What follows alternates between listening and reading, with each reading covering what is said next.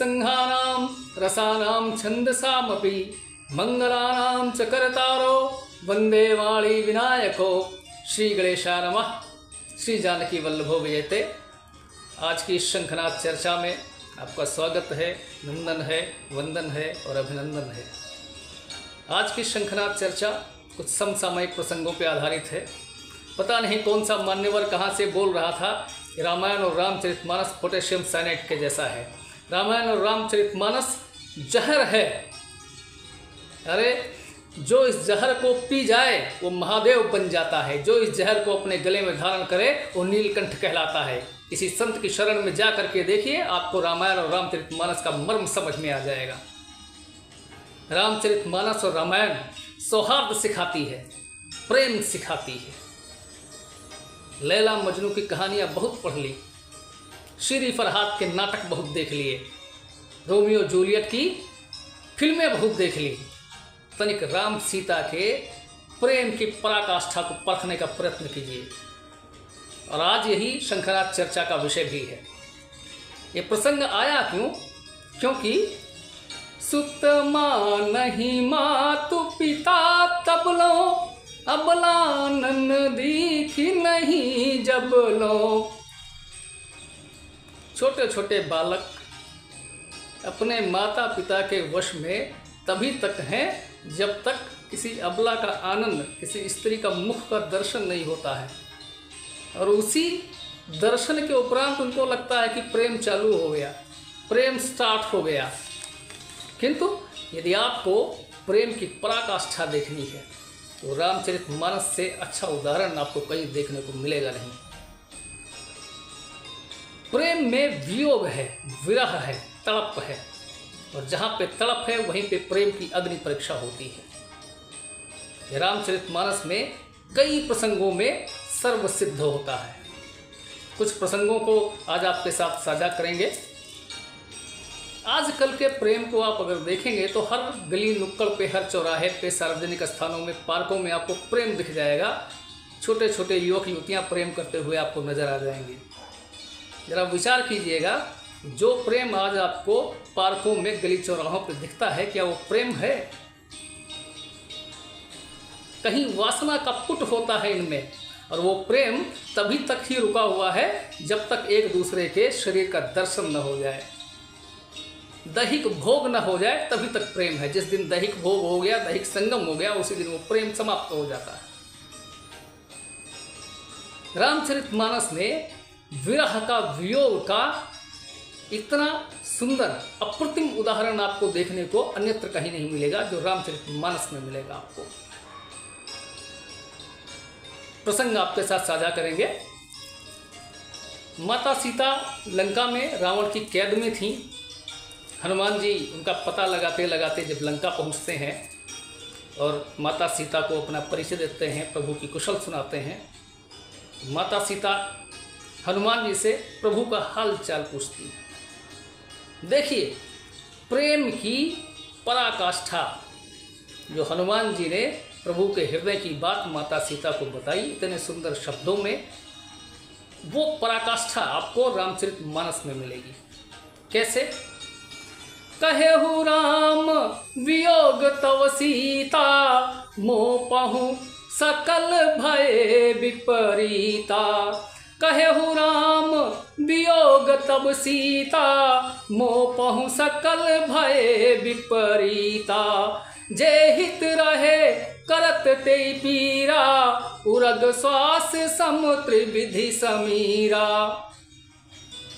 हे सीता, प्रभु ने अपने हृदय की बात हनुमान जी के द्वारा जब सीता के सामने रखी, गोस्वामी जी ने बहुत सुंदर चित्रण किया उस प्रसंग का।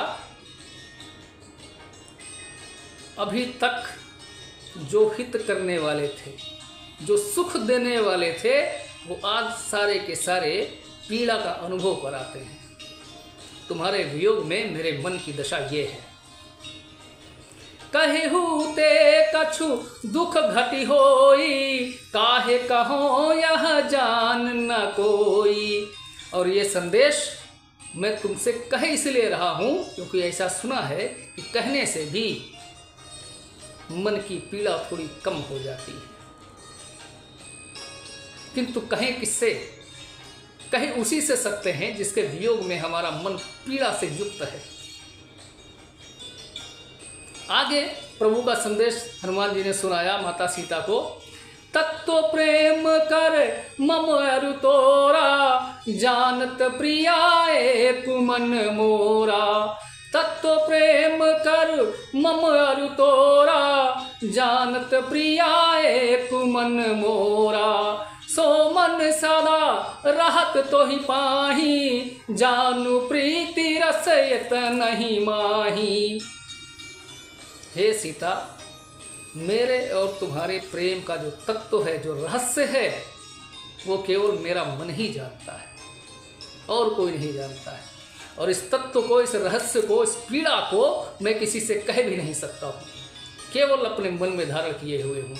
और दुर्भाग्य ये है कि जो मेरा मन है, जिसमें तुम्हारे और मेरे प्रेम का तत्व है, रहस्य छुपा हुआ है, वो मन भी तुम्हारे ही पास है। इससे अधिक मेरे पास कहने के लिए कोई शब्द नहीं है। मेरे मन की जो व्यथा है, मेरे मन की जो पीड़ा है, वो तुमसे अधिक कोई समझ ही नहीं सकता है। देखिए प्रेम की पराकाष्ठा, यहाँ से निकलती है प्रेम, उसका वियोग, उसकी तड़प। बात केवल यहीं पे समाप्त नहीं होती है।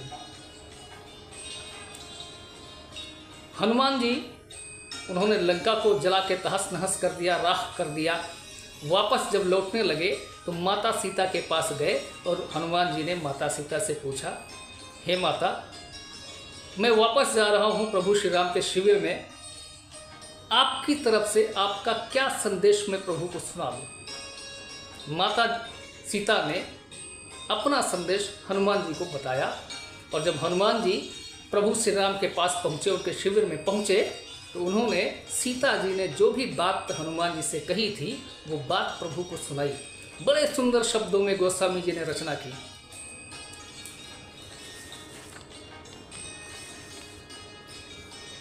नाथ जुगल लोचन भर बारी, बचन कहे कछु जनक कुमारी। नाथ जुगल लोचन भर बारी, बचन कहे कछु जनक कुमारी। हे प्रभु, माता सीता ने आंखों में जल भर करके, आंखों में आंसू भर करके कुछ वचन आपसे कहे हैं। वो वचन क्या है? मन क्रम बचन चरण अनुरागी, कही अपराध नाथ हूँ त्यागी। मैंने मन से, वचन से, क्रम से केवल आपके ही चरणों की वंदना की है। इसके बाद भी मैं किस अपराध का दंड भोग रही हूँ कि मुझको आपने त्याग दिया है। मेरा भी एक अवगुण है। वो अवगुण क्या है? माता सीता के शब्दों में उन्होंने कहा कि मेरा भी एक अवगुण है। वो अवगुण क्या है? अवगुण एक मोर में माना, बिछुरत प्राण न कीन्ह पयाना। अवगुण एक मोर में माना, बिछुरत प्राण न कीन्ह पयाना। और वो क्यों? बिछुड़ते हुए उनके प्राण क्यों नहीं निकले? क्योंकि नाथ सुने नन्ह को अपराधा, निसरत प्राण करही हठि बाधा। हे स्वामी, हे नाथ, हे करुणा के सागर, मेरा एक अवगुण जिसको मैं स्वीकार करती हूँ वो ये है कि जब आपसे मेरा वियोग हो रहा था, जब आपसे मैं बिछड़ रही थी, उस समय मेरे प्राण नहीं छूटे। और प्राण क्यों नहीं छूटे? वो भी मेरी आँखों का दोष है। आँखों का दोष क्या है? क्योंकि ये आँखें कम से कम एक बार आपके दर्शन और कर लेना चाहती हैं, इसलिए मेरे प्राणों पे कपाट बंद करके बैठी हुई हैं। मेरे प्राण नहीं निकल पा रहे हैं क्योंकि आपको देखने की लालसा मेरे अंदर है। प्रेम की ये पराकाष्ठा है, प्रेम की ये ऊंचाई है। इतना ऊंचा, इतना अद्भुत संयोग, इतना अद्भुत प्रेम कहाँ मिलेगा आपको? किस दुनिया में मिलेगा? और मूर्ख हैं वो लोग जो रामचरितमानस को, रामायण को जहर करने का कुत्सित प्रयत्न करते हैं। किसी संत की शरण में जाइए, आपको इसका मर्म, इसका तत्व समझ में आएगा। आशा है ये वार्ता आपके लिए सार्थक सिद्ध होगी। प्रभु श्री राम आपका मंगल करें। इसी शुभकामना के साथ जय श्री राम, जय श्री राम, जय श्री राम।